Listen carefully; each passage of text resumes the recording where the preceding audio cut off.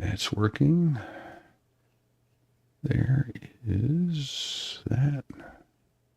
Missing audio device. Now I've got my headphones in. Stop it. All right. Is you ready for some sound? Let's do it. Yeah, let's go for it. Yeah. All right. Media assets coming our way. And I can't loop track. I can't tell if it's. I'm going to do a quick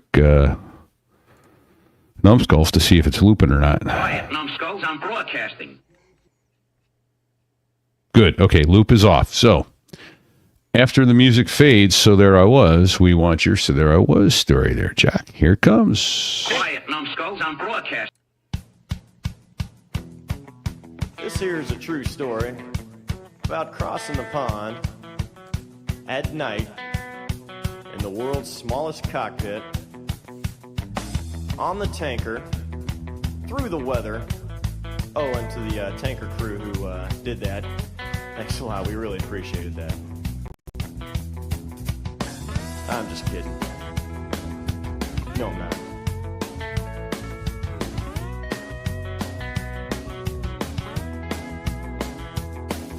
Well, there I was, crossing the pond, and you could see that I wasn't exactly fond. So there I was at 4,000 feet in a year-and-a-half-old Cirrus SR-20, and I noticed this little brown and white object start to rapidly get larger. And then next thing I know, I hear my instructor screaming, "Holy shit," as this object flies, narrowly misses the windscreen of our aircraft and proceeds behind us. Come to find out later, it was a bald eagle. Oh. What? Well, And that's how midair almost happened. Aviation tailbeam.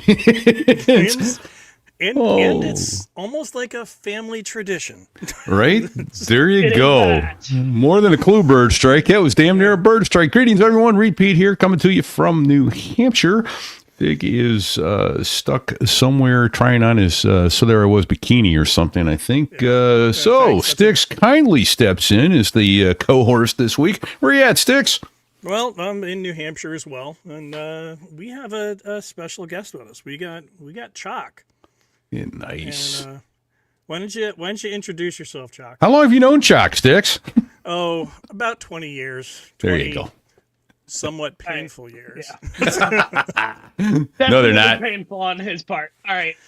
Yes, I am Chock, also known as Son of Sticks. Currently currently it's sunny Daytona Beach, Florida, at Embry Riddle Aeronautical University. Nice. So. Nice.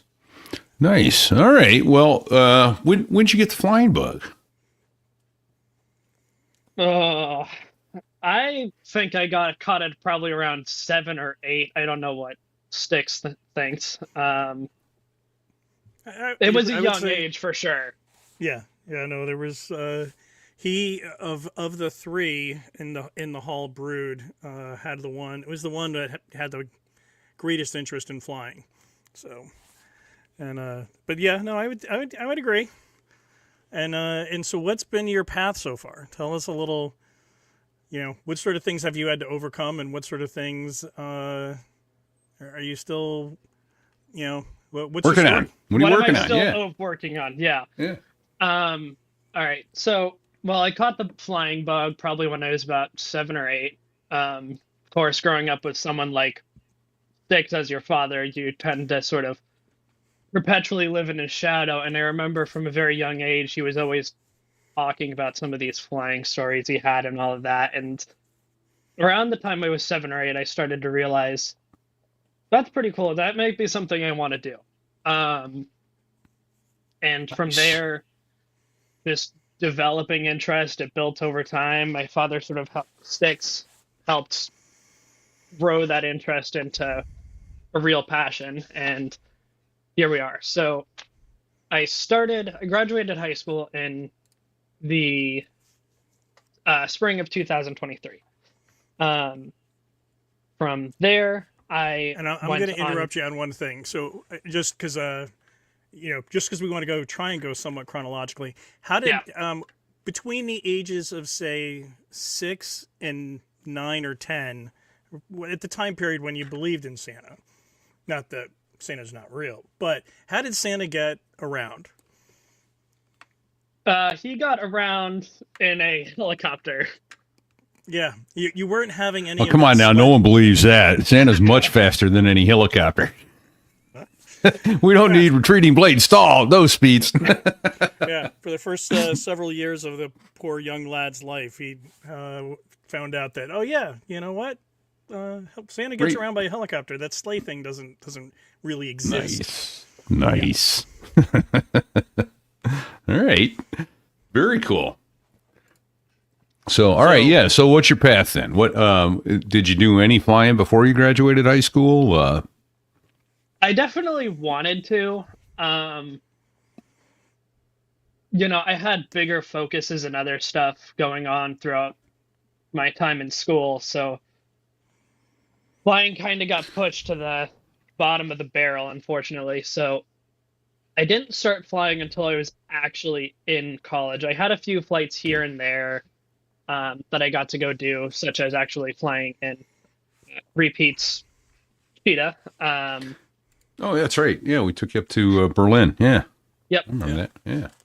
Yep. So we did that, flying me up to my then girlfriend's prom. So that was sort of one of my first introductions of actually being able to fly the aircraft. Before that, it had all been in, PC-based flight simulators and all that. Because when you can't afford an airplane, what do? You get a simulator. Go use the flight sim. So Yeah, right? Exactly. Yeah. So a lot of time on the flight simulator throughout high school. Got more comfortable, more cued with the aircraft. So by the time I actually started flight training in February of 2024, I already had a pretty sound idea of the basic principles or a very good idea of the basic principles of flight, how to fly the aircraft, how to maneuver, all of that. So I knew exactly what to expect going into my first flight. That first discovery flight I took was in what's called a Vans RV-12, kind of a funky little airplane, come to think of it. But of course, it was my first airplane at the time. I had no idea how funky it really was until I flew something different.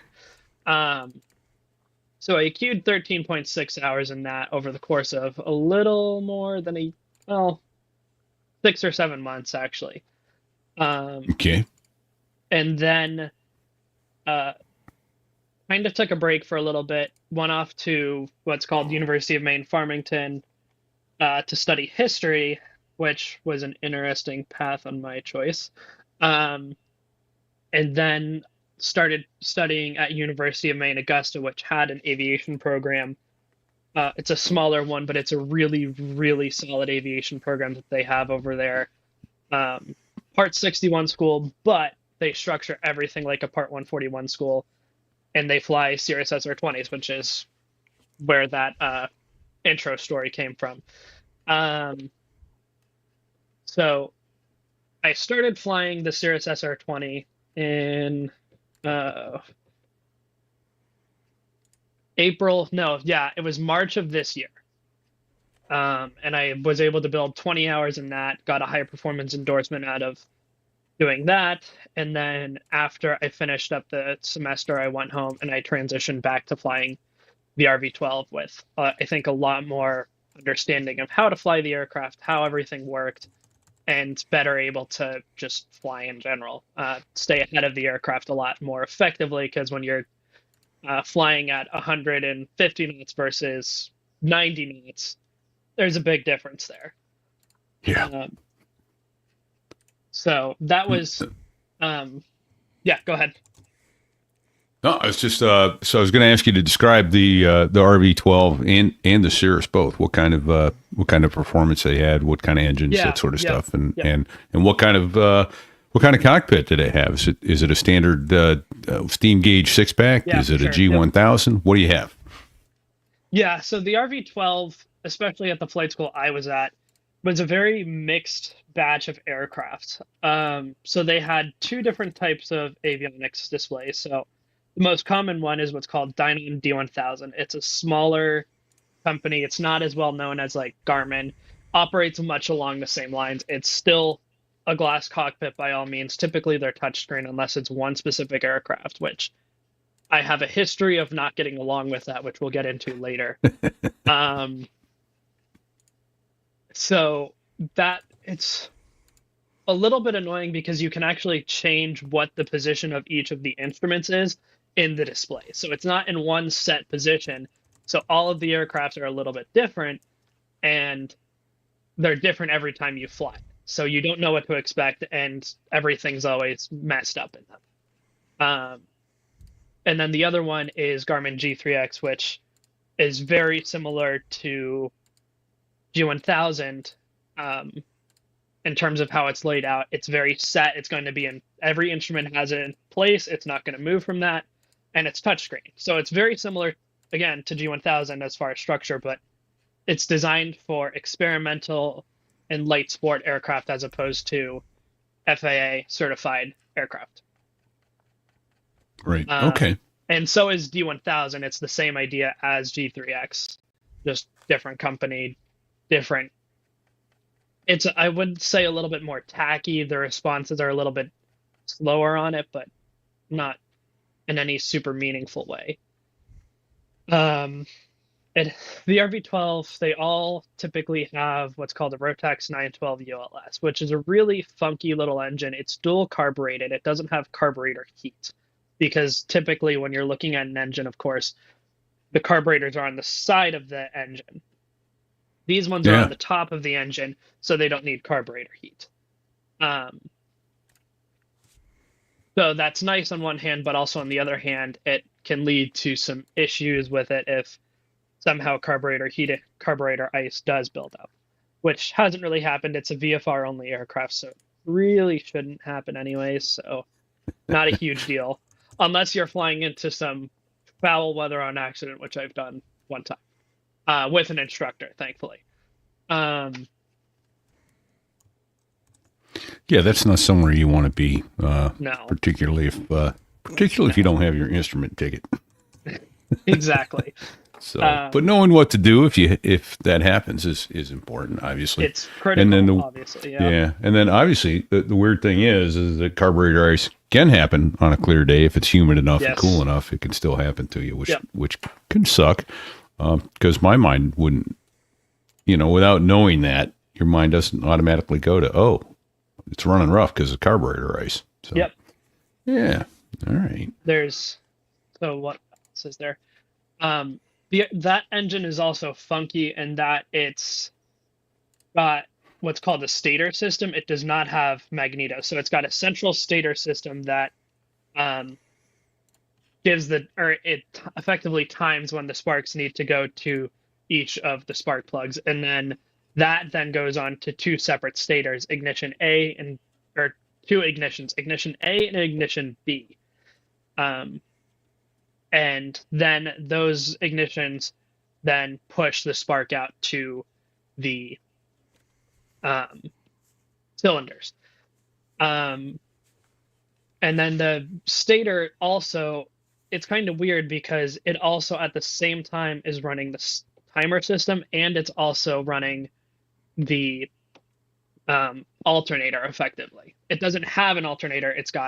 That's its source of power is the ignition. So if that central ignition system goes out, the engine dies, and you're going to lose avionics very quickly as soon as that battery starts to die. And they only typically have one battery, so you have maybe 20 to 25 minutes to get the plane on the ground before you lose avionics. Okay. Yeah. So actually, I got finally, I was scrambling here in the background, but there's a picture of the RV12. For those not listening, for those watching on the show, yeah. But it's Google it, folks. Ask your parents. Yeah, it is a pretty cool looking airplane, and what's nice about it is it's affordable. And then there's Tyler with his SR20. Yep. And then you can talk to us about the cockpit on the SR20. Yeah, Yeah, so it's the a, SR, it's a nice cockpit. yes, it is. It's a very nice cockpit. So, of course, you've got the standard G1000 displays in the middle, as you see on most G1000 type aircraft. What's unique to the Cirrus is, though, especially with this particular aircraft that I was flying, the G6, is it's also got a keyboard off in the center console. And you're able to plug in waypoints, airports, all of that into that, as opposed to having to try and punch that all in on the display itself. Okay. So you never lose the ability to actually be able to monitor those instruments, and you're able to just punch in off to the side, which is really nice. And the G6 also introduced a QWERTY keyboard as opposed to an alphabetical type keyboard, so it made it very intuitive to be able to punch stuff in, and you could do it on the fly effectively. So it was very convenient. And then what else was there with that? Of course, there's also what most people know Cirrus for, the CAP system, or the Cirrus airframe parachute system, that sits in between the pilot and the passenger's head. It's this red handle. You would reach up and pull down on that to deploy the parachute. It would deploy a ballistic, it's actually a rocket-fired parachute out of the tail of the aircraft, and then a strap system will catch the aircraft and be able to bring the whole aircraft down to the ground safely in the event of some sort of structural failure or engine failure or something like that, and you can't get back to an airport. Sure. It's a very expensive system, but it has saved 100 pilots' lives so far, and I'm sure there's more to come. It's also convenient. Cirrus talks about this story on their YouTube channel, where there was a guy flying a Cirrus. It was a brand new one from the factory, from their I can't remember exactly where their factory is in the United States, but they were flying to Hawaii, and so they added additional fuel tanks into the aircraft, but they were installed wrong. So once the wing tanks ran out, there wasn't any source of fuel left in the aircraft to get them home. So that fuel that they brought with them was unusable. So the engine, they finally did their fuel calculation. We're like, we're not going to make it to Hawaii. Yeah. Not going to make it home either. Not going to turn around. You might want to be close to a Coast Guard cutter. Yeah. So actually the Coast Guard did come out and was stationed there, and there was also a cruise ship right nearby. So they went and flew over towards the cruise ship. And at that point, he then killed the engine, pulled the parachute, and ditched the aircraft in the ocean. That was another thing that's interesting about it as well, is it's a safer option for ditching because you're bringing the aircraft down vertically as opposed to trying to land it conventionally and then having the aircraft flip over. Which it does. And those listening this week as this comes out will note that there was a recent one of a 172 flipping over as it hit the water off the coast of North Carolina. Very viral video this week. So, yeah, light airplanes, especially with fixed gear, don't tend to do real well when they try to ditch. Yeah. So all right. Oh, well, cool. So you never reached for that handle though, did you? No, I never reached for that handle. Okay, good. All right. That's had to ask. Yep. Closest we came was that, so there I was story. Yep. That would have, if the bird did hit us, yeah, that would have for sure been a caps pull. Because it would have gone straight through the windscreen. We wouldn't have been able to do a whole lot of flying at that. Yeah.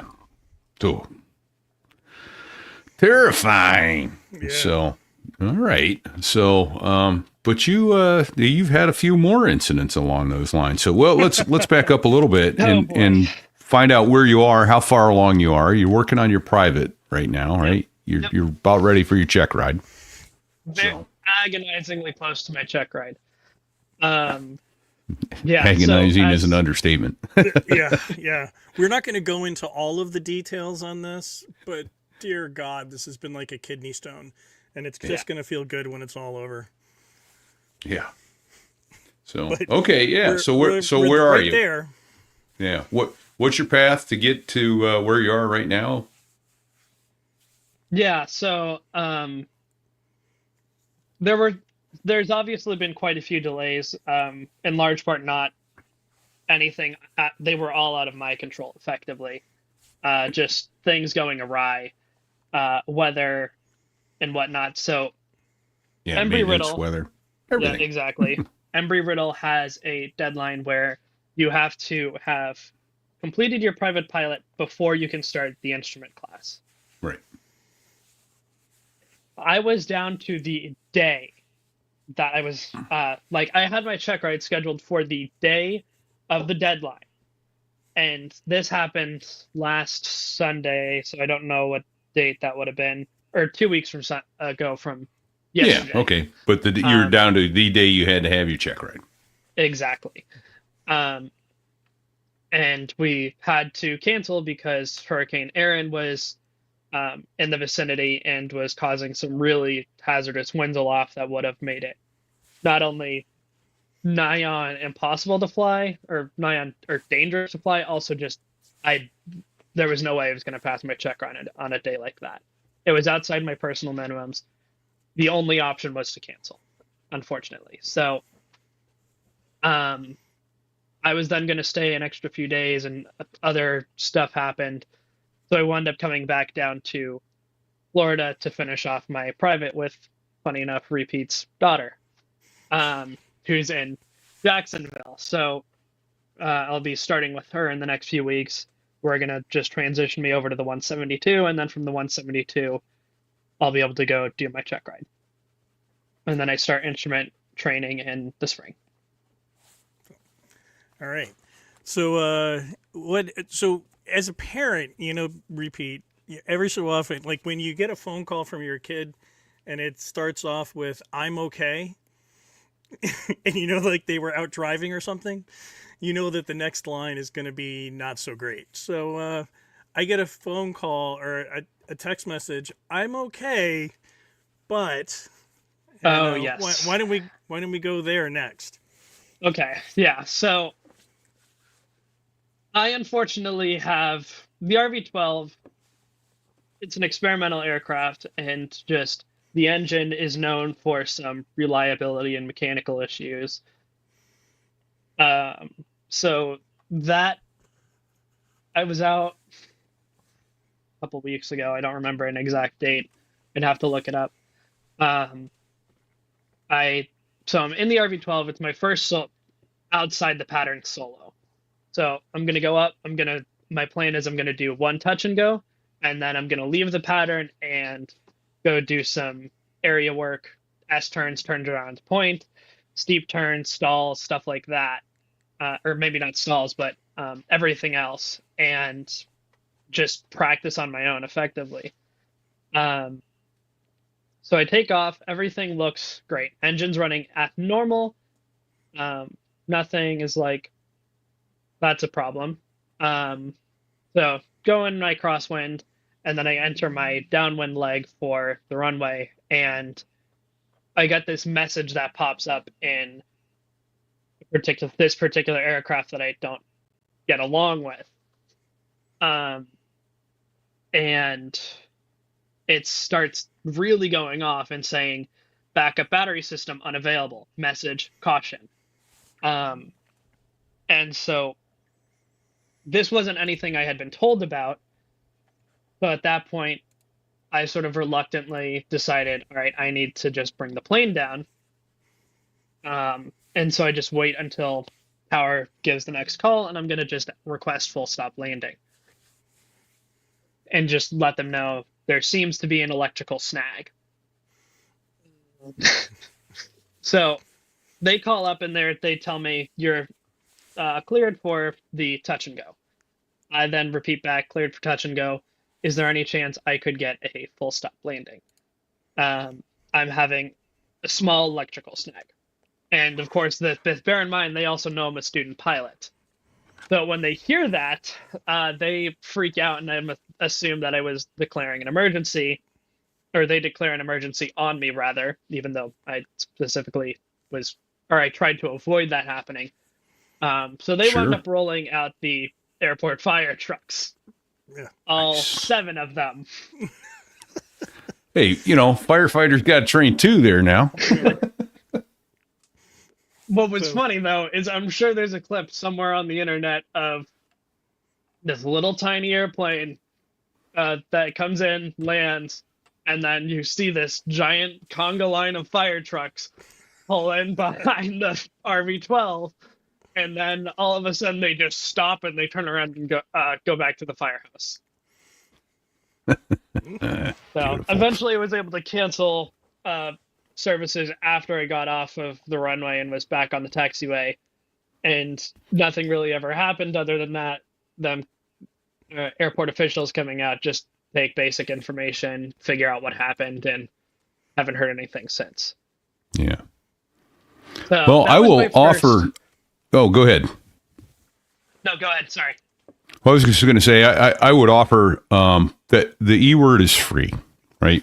And I get, especially as a student, you're not prone Right. to declaring that unless you see fire or your engine's quit or something like that. You mean, it's just a snag.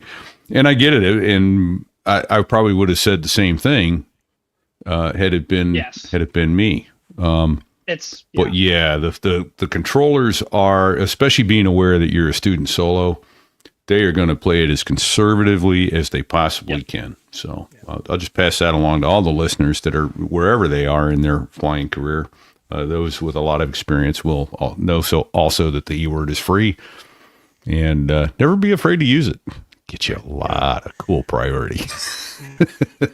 And the other thing though is that it gets you the priority, it gets you the attention that you need, and there's nobody that's going to fault you for calling an emergency. Yeah. And Yeah. if they do, then the person that's questioning that needs to be questioned. So Yeah. Bingo. Yeah. So, all right. Well, very cool. No reports to file or anything, And I guess the FAA could come back and ask you, but it's pretty obvious. It was. So was a that good the outcome. end of your abnormals adventures?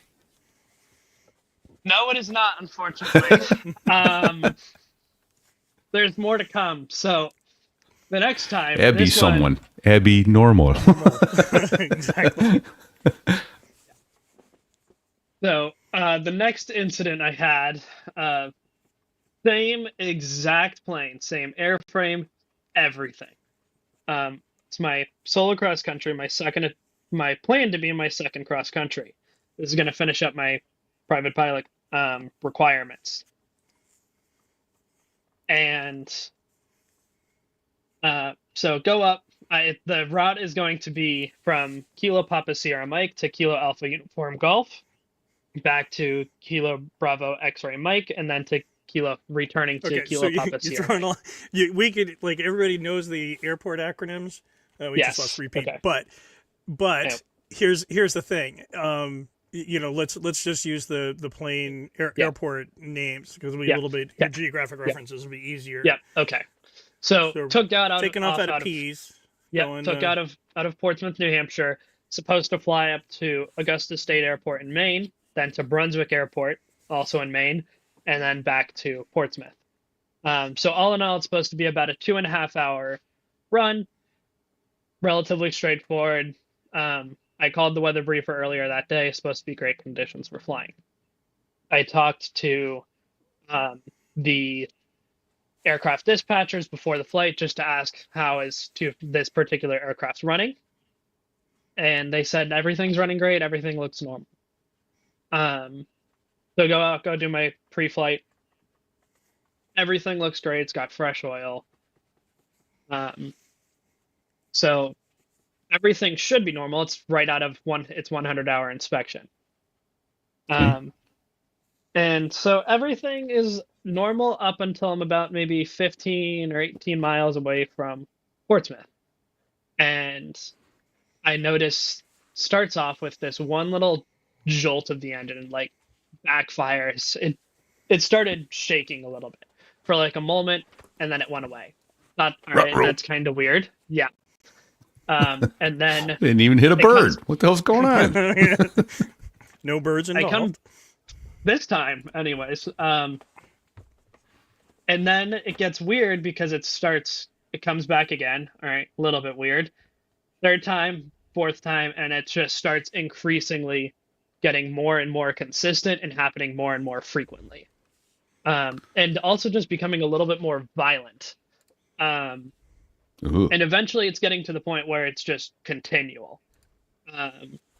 And Yeah, I'm looking at my, yeah, I look at my engine instruments. Everything looks normal. It's not dropping RPMs. Temperatures look good. Nothing out of the ordinary. Oil pressure is where it should be. Everything looks fine. The aircraft's performing as it should. The engine's just running rough. And so I was sort of unsure as to what to do at this point for a little bit. So I had to sort of think about it, take a step back. And so bear in mind the context for the situation. I'm running up to the absolute wire on trying to finish my private before I go down to Embry Riddle. Right. And so there's this external pressure that I sort of had to identify and try and put that external pressure aside. And, it started off with this little thought, well, I'd like to be able to go down to Embry Riddle and fly again. Yeah. And at that point, I was like, all right, I'm going to turn back. So I made the agonizing decision at that point. Call up, at that point, I'm with Portland Approach. Call them up and tell them I need to return to the back to Portsmouth. And that's about it. I don't, explain any sort of issues at this point because I don't think the aircraft is in any sort of imminent danger. The engine is still running fine. If I get performance issues or something starts to look abnormal on instrumentation, then at that point, I'll let whoever is managing me know. So start going back, and the engine sort of starts to settle down a little bit. I pulled a little bit of power out. Oh, and that's the other thing I did before I made that decision to turn back is I tried to troubleshoot the issue. So ran at a slightly lower RPM, so 4,800 as opposed to 5,000. And then even at 4,700, still there. So troubleshooting's not working. So then it really was a case of, time to turn back. And so it sort of settled out a little bit, especially once I brought the power further back to about 4,500, 3,300. But at that point, I was still committed to going back, and I did not have a good feeling about the flight, so continued on. Everything is normal right up until the point I'm on final approach, and then I also started to smell fumes in the cockpit. Never a good sign. No. Yeah.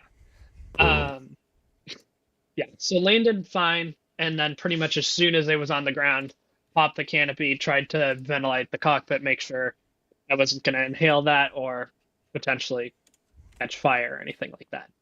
Sure. So do that, make it back. I look over I check the oil levels, everything once I get back, and everything looks normal. Go and talk to the dispatchers, let them know what happened, and go home. Talk to my instructor later. Turns out it wasn't an issue. They aren't exactly sure what happened. They said sometimes it's known for running rough, but that was rougher than it ever should have. And at that point, excuse me, wasn't an issue. Yeah, no, and this is or at least they couldn't replicate it. Yeah, but hopefully nobody else has to deal with that. But it's there's a really important lesson there, which I think is awesome. And number one, I'm proud of you for making that call because it wasn't an easy one. Right, because that was a classic case of he was trying to get something done, but that's what we call in aviation get home-itis. Get home-itis, That you want to go somewhere and get something done over your own personal safety. And it has killed a lot of pilots. So good call. So, good on you for making that call. I know that it was not an easy one, but but know that that was the right call. So yeah. Ultimately, did you use the E word? My call? No, I did not. That's the only thing my dad's slightly annoyed with. But honestly, I sort of made the analysis, and I felt at that point it was not enough of a or significant enough of an issue where it was needed. I was ready to call and declare an emergency if the issue continued to get worse. Yeah. Honestly, Let- had let- those fumes started to come into the cockpit any earlier, yes, absolutely, it would have declared an emergency. But it happened on short final. My priority at that point was get the plane down. Sure. And because that was your priority, I'll offer this advice. Working with the tower, you've done it enough already, I'm sure, to know that, Yep. oh, can you do a left 360, for the King Air on final? Yeah. That sort of thing. And now you're in the left 360 and it decides not only is it going to get worse, it craps out on you. And you're not in position to do a power off Yep. 180. So that's why it's the E word is free, and it's always, you know what? Absolutely. Go ahead and use it. Let the King Air do the 360. He's got another engine, So Yep. that's just Well, repeats personal advice of, having No, I been agree flying a with couple that. years. Absolutely. Yeah. Absolutely. So, but that's something that comes with experience, Chock. Yeah. That's no one's faulting you what you did. I think you made an excellent, albeit extremely difficult call to abort what was, getting a requirement done so you could go take your check ride. That you needed. Yeah. Yeah. Need that X, man. Got to get the X. And And sort of. Sorry, go tough ahead. call. No, I was just saying, tough call. And kudos for doing it. Yeah. And so that's another thing with Augusta is my time up there, main instrument flight. I just can't say enough good things about them and the program that they have up there. The two instructors are Air Force veterans. One was a T-38 instructor pilot, and the other was a B-52 pilot. So two really, really experienced guys that are running this program. And so I just learned an absolute insane amount from them, which I think I give them credit, honestly, for a lot of the aeronautical decision-making processes I have at this point. And sort of, honestly, it was almost them that made me sort of feel like I could make it to the ground without declaring an emergency in that moment. Because my thought process was, if they delay me at all or they tell me touch and go or anything like that, then yes, absolutely, it was going to declare an emergency. But they cleared me straight in, no issues. Just was able to get the plane down quickly. Not a problem. Yeah. And so No, I at that totally get point- it. It's just that Yeah. if they don't know, then they could go have something pop up and go, oh, yeah, I need you to go around. No. So, yeah, no, but and yeah, I can very see cool. it both ways. Absolutely. Yeah. Yeah. It's just communication, and they need, you're giving them as much information as possible. Yeah. And besides, look at all the pretty lights on 7 fire trucks chasing you down the damn runway again. So pretty lights. So no, well, that's very cool. It's a great decision you made and a tough one. And yeah, I'm proud of you for making it. I'll tell you that right now. Thank you. Yeah. See, it's So- I'm grateful that you made that decision, and it definitely shows a higher level of maturity. And there are more experienced and more seasoned pilots who might not have made that same decision and could have potentially found themselves in a bad spot. So. Yeah. In the trees. Well, yes.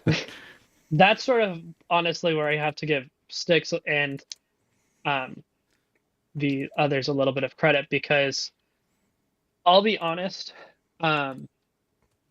and I've sort of realized it, especially now that I'm at Embry Riddle. So, of course, my father is Sticks. And then on my mom's side, my grandfather and actually my great-grandfather are both pilots as well. My great-grandfather has since passed, but he was a pilot nonetheless. Both of them were private pilots, but that's still 4 generations of pilots, or I'm the fourth generation in my family to have been a pilot. So that puts me in this position where it gives me unique opportunities sort of like this, where I also know you repeat and all these other connections and this wealth of understanding and this wealth of knowledge I have access to that I can go to anytime I need it. And I've had that since a very early age, which There's a lot of pilots that do not have that.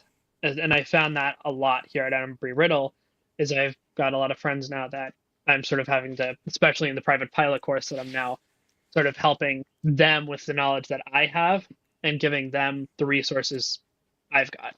Cooperate and graduate. Yep. Absolutely. So very cool. Yeah. All right. All right. Well, yeah, and it's and I forget the gent's name who's on AvWeb. You know, you took advantage of his advice, which is never pass up the opportunity to not kill yourself. There you go. Yeah. So Anyway, Good so let's call. we want to double back to the I think the Yeah. there was story was pretty much sort of self-contained, but anything to add or expand on that? Well, what we can talk about with that is, I mean, that story was self-explanatory. I've had other incidents, though, when it comes to birds, flying and not flying. 3, in fact. So I've had 3 close calls, extremely close calls, and 1 actual bird strike. So the most recent one I had was a couple weeks ago, actually, flying with one of my instructors in the RB-12, and we're just out doing touch and goes, getting kind of late, and we're on our approach in towards Portsmouth, and we're gonna just do some flame out some landings before calling it a day. And as Okay. we're on our way in, we hear Tower give heads up, all traffic be advised, sparrows on the runway. Plural. And I can already yes. tell. Plural. They're Yeah. tiny birds, but there's a lot of them. Yeah. Yep. And so we get over closer to the airport, and we can actually see all of them on the runway. And then one plane comes in, they sort of scatter a little bit. And the pilot comes on, verifying the birds on the runway. So we go and make our approach, and it's just, we never hit a bird, but it was just like a ton of birds coming in on all sides of us. They're Those of random course so birds. small, though, that if they hit something like the propeller or something like that, they would have just turned into red mist instantly. It wouldn't have Yeah. caused any real damage to the aircraft. But they were everywhere. Yeah, I had a friend hit a flock in an MD-11 once, and they counted over 400 birds on the runway after he went through them. So they don't tend to be 1 or 2 sparrows. Those guys like to No. fly together. Yep. So wow. And then No the bird kidding. sign is at the other airport that I flew at, not Portsmouth. That's at Augusta. Yeah. All right. So, yeah. Oh, do you want to chat? Oh, so you still haven't taken your check ride. Yep. That's been a colossal ass pain all along here. I can tell. No So kidding. where are you at on that? You said you're going to work with Booze for that to finish up. Wasn't aware that it was her call sign, but yes. Yeah. Yeah. So I'm going to be working with her starting in a week from this Friday. And Nice. we're just going to get me transitioned over to the 172, put some final polish on stuff, and then time for the check right at that point. There's really not a whole lot left to do. So we're not too concerned about it. It should be a relatively quick process to get it done. Maybe another month and a half. Just to get it Nice. done. So Nice. All right. Well, damn, you're almost there. Then on the instruments and everything else. What's your course load? So you aren't a freshman at Riddle. You're a sophomore. yep. Second semester sophomore, I think I was Yep. told. So what's your course load looking at? What are you taking for courses? So right now, I'm in private pilot operations. So in other words, private pilot ground school, which is an Embry Okay. Riddle policy. I have to take that. It's a 5-credit Sure. class. Honestly, I'm breezing right through it though at this point. And Right? I mean, you're that's so where I'm trying close. to- It's not like yeah. you haven't Haven't done this. Yeah. So that's sort of where I'm helping a lot of other kids with their private pilot, is trying to help them come up with effective ways to study, giving them the tactics I had, and trying to help them form effective study groups. Nice. Yeah, so doing that, I'm in technical report writing, which is proving to be quite an interesting course as far as the demands on it. It's, there's written assignments for every single class due the following day, and they're typically page and a half, with larger ones spaced intermittently on top of that. Okay. So that's one. Principles of Management is another one. It's just a business type class. It's required for my major. And then Calculus Applied to Aviation, which is just all of the types of calculus related problems you're going to be faced with as a pilot. Oh, you don't need math for aviation, man. It just, the computer does it all for you. Yeah. Yeah. All right. Well, another question we always ask everybody is, what was your most frightening? And I could, we've kind of already talked about that. What's been the most challenging thing to learn to get your head around in aviation that you now think you're like, oh, okay, I got it, but it took me a while to get there from here. Yeah. I would say, honestly, VORs was definitely one of those things I had a really hard time wrapping my head around. Okay. But especially with trying to read them with the analog displays, because I'm so used to glass cockpits, I now piloted the magenta line, as they say. But I will be starting to do some steam gauges with booze. Yeah. So, because that's what she has at her flight school. So I'm not totally unfamiliar with them. Just the process, like, especially with the private pilot, written type questions for the written test. Like, you are on the VOR for this airport and you are on this radial. Where are you? Yeah.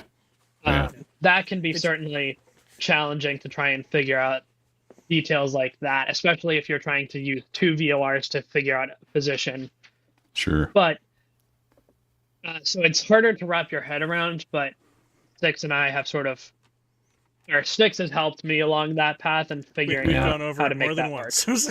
That's okay. Yeah. You know what I wish they had in the and guys freaked out about this in flight school, and I don't understand it. It was called an RMI, a radio magnetic indicator, and civil airplanes don't have those.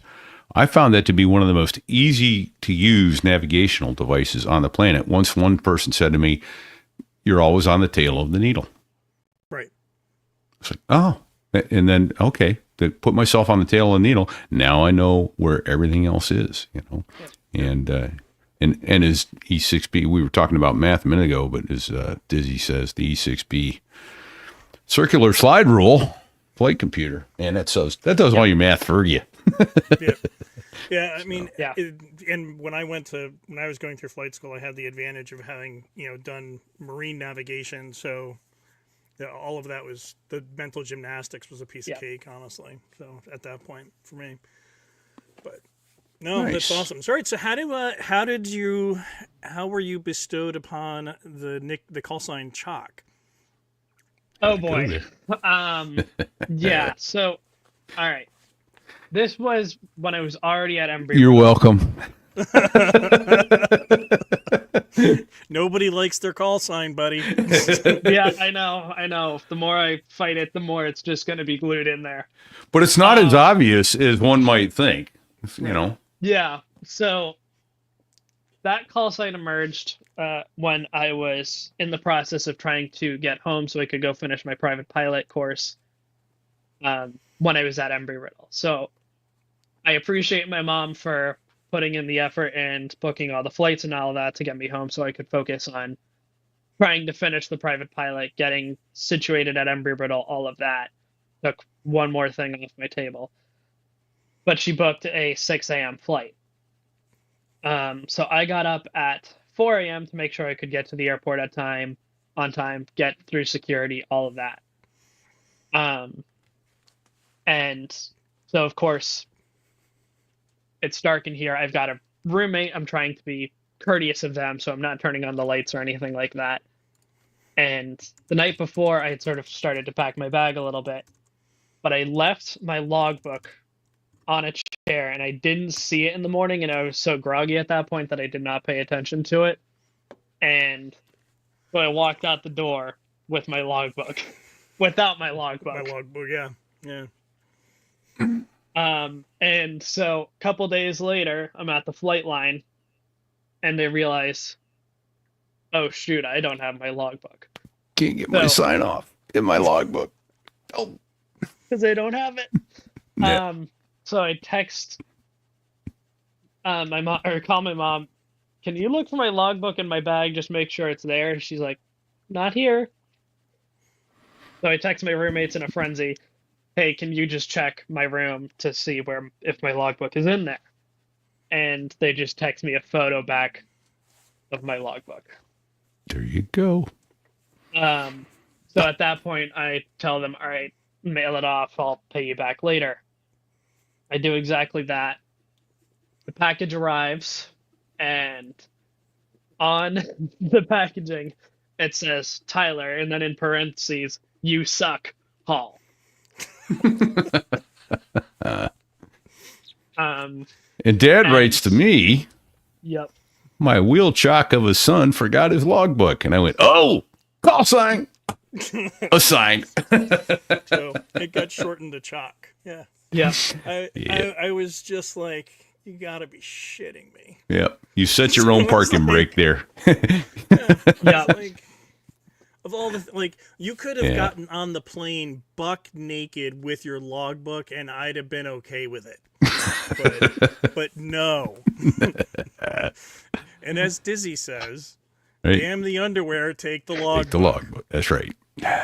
Because it ain't over till the paperwork's done. So, Yeah, exactly. well, it's your hotel. It didn't work out anyways, but yeah, now you're welcome. All right. Well, we'll keep everybody updated going forward as to how you're progressing and when you get your private done. And yeah, so, well, very cool. So any advice to other people out there considering aviation that go, well, this may not be affordable. This may not be easy. This may not, what's your advice? Yeah. So the thing, I mean, for me, obviously it was like breathing, really. You got to do it. There you go. I've had my moments though throughout this process where I definitely doubted myself or was like, maybe I shouldn't do this, or maybe I should do this in a different way. Okay. Trust your gut. Go with, so you don't have to go with a school like Embry Riddle and you have to go to the other side of the country like what I did. There are other options. There are more affordable entries into it. I'm, of course, at a Part 141 school, sort of, I'd say, the most expensive way to do it in the civil sector. If money is a factor in it, go to the military.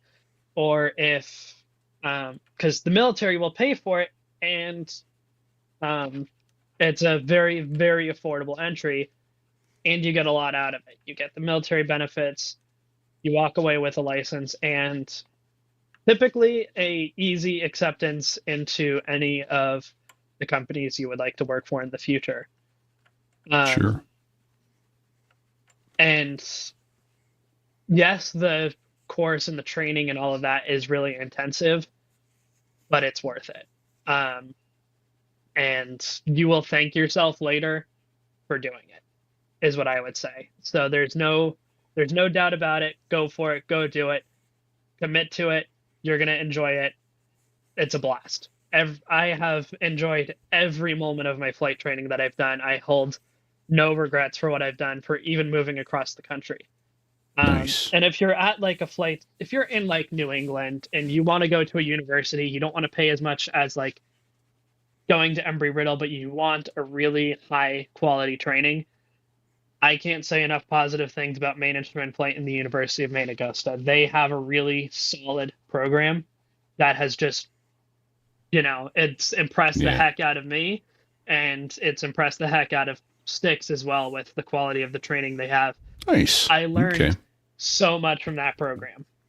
Yeah, Cool. One All right. of the cool things that they were able to do with him was, they actually with the G1000 they can fly with an SD card in that then Yep. records all of their basically all their flight. And so what happened when Tyler actually soloed, they were able to pull that card and then they could review all of the data in the debrief with them, which was pretty cool. And so and actually I can even pull up a quick picture here for you. So it was actually kind of cool to actually be able to watch them debrief that, and they it was kind of cool to see. So there's his instructor pulling up. You can see his glide slope data, his airspeed, where he was relative to center line. So it's really really something else to see that level of you repeat Detail and you went debrief, through flight school. You go up in your solo, and okay, you came back alive in one piece. Okay, good. Move forward. It wasn't. You still were. They still, and you're not hiding anything either. That was one of the other things. If you prang a landing or have a hard landing or something, they're going to know about it. You're not going to go, oh well, nobody knew about it. So no sneaking away like Bill Murray after the bishop gets hit by lightning in Caddyshack. That and the other thing is they didn't just pull it on my solo flight. They pulled it on a lot of the flights that I did, especially towards the later half of my training, and I was able to go through it later and just assess, okay, what did I do right? What did I do wrong here? What can I learn from this landing? Or this maneuver? And it's a really, really good way to be able to analytically assess how a flight went.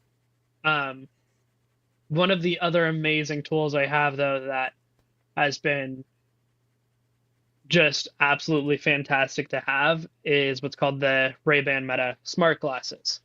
So it's this little camera in my sunglasses that is able to record in 3-minute segments, and I can connect it up to the audio in the aircraft so I can hear what I'm saying, hear what my instructor says, and also be able to see my perspective of the instruments and what my sight picture was throughout everything.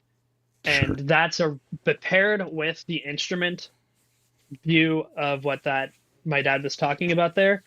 Those two tools made it really easy to be able to analyze and grade and assess how everything went and just learn a ton from every single maneuver and everything. It was the most bang for your buck you could get. Nice. And then Dizzy had a quick question for you. Yeah. Ever think of going rotary wing? The answer to that is obviously. That's a boy after my own heart. But here's the funny thing. The kid finds a flight school in Southern Utah University. Oh yes. And his plan was he wanted to skip the fixed wing and go straight to rotary wing. And get his ATP that way, which was only going to cost me a small fortune. I was going to say, you didn't need all that money weighing your wallet down anyway, so what the hell? Yeah. So wow. When I sat there and ran the numbers, just looking at it's about $450 per flight hour. To get him to like 750 hours was going to be somewhere around $1.5 million. That's all. Yeah. That's when, if you definitely want to do rotary wing, that's definitely when you want to go to military flight school. Let them pay that kind of money. So, all right. So my plan, and ultimately my dad, I have to give him credit for this, is I'm going to go through as a fixed wing pilot, and then I'm also going to get a rotary wing transition, which will make it more. It's going to be better for not only employers, but it's also going to potentially mean I get a higher chance of getting hired by a company that I want to work for.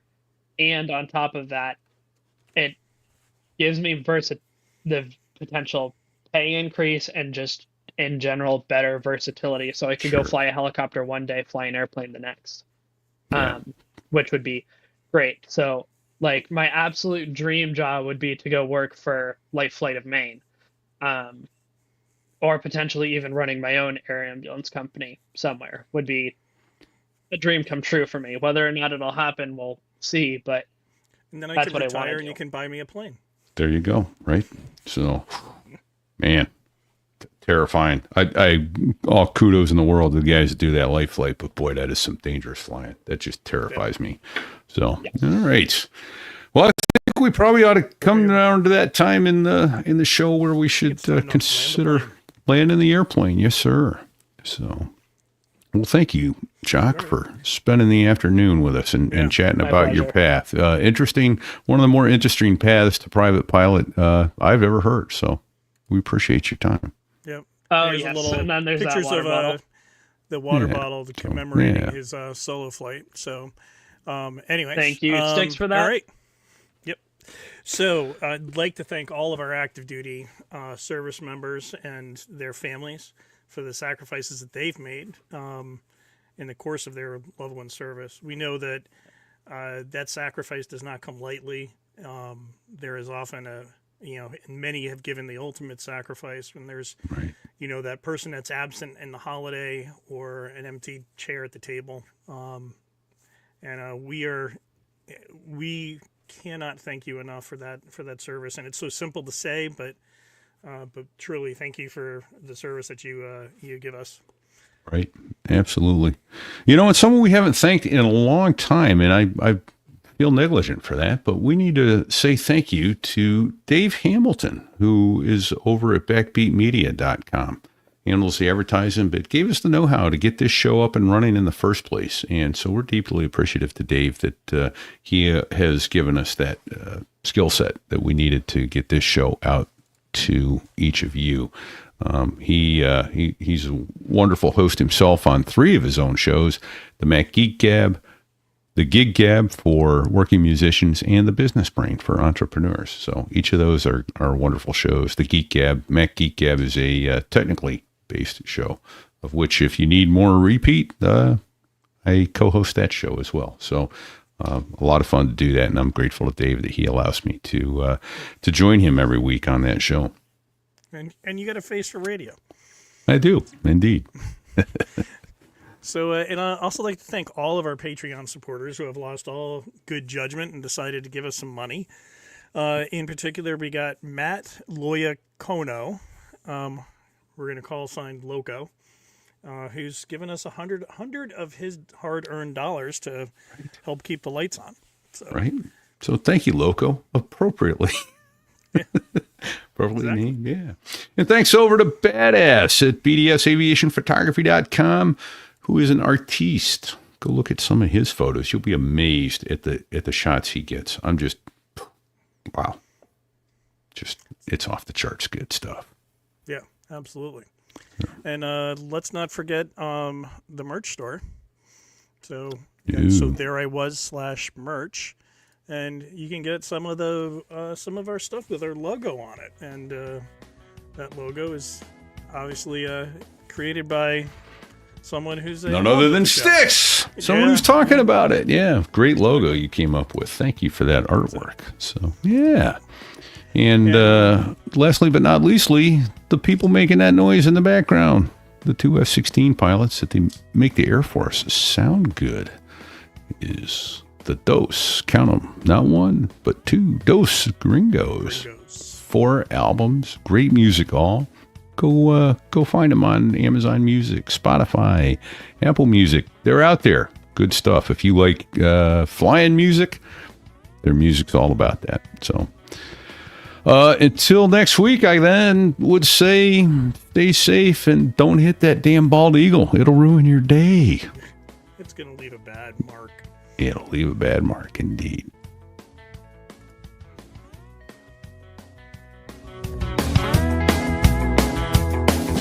Well, there I was, crossing the pond, and you could see that I wasn't exactly fond of all the shit I was wearing on that day. Now an F-16 is cramped enough, but it's even worse with all that stuff supposed to save your life. But we knew there was no way. 'Cause when you're going down the North Atlantic, man, it's over. Hold on. What'd he say? He said it's over. Mistakes were made. Weird. Out. Oh. Awesome. I thought that. All right, awesome. gents. Once again, I have somewhere to be, something to do, people to see, and all that happy stuff. So I'm going to end the stream. Thank you, everybody, for joining in with us today. We deeply appreciate it. And we're going to figure out whether we're going to do 1 or 2 shows. I think we got enough for 2 shows here. So we may split these up. So Thank you very much, Chock. Appreciate your time, pal. Thanks for sitting in, Sticks. All right. Take care, everyone. Thanks for joining us today. Yeah, it was nice being had.